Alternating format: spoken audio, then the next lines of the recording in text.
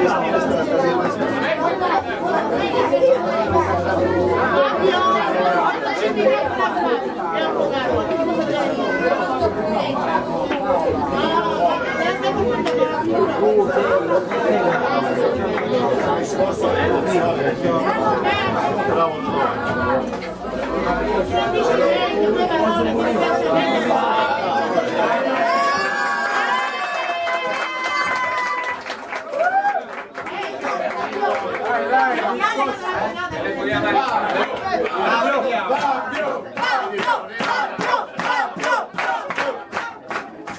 Sasà, non mangiate.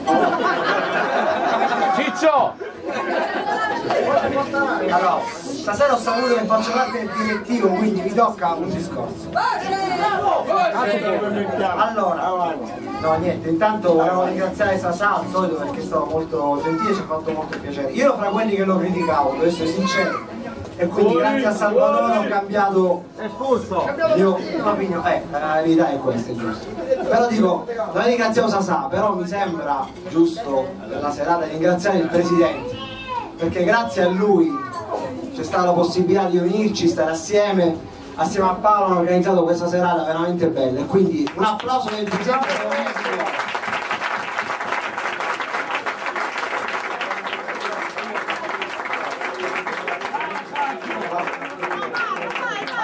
Ragazzi, faccio parte del direttivo, grazie a tutti.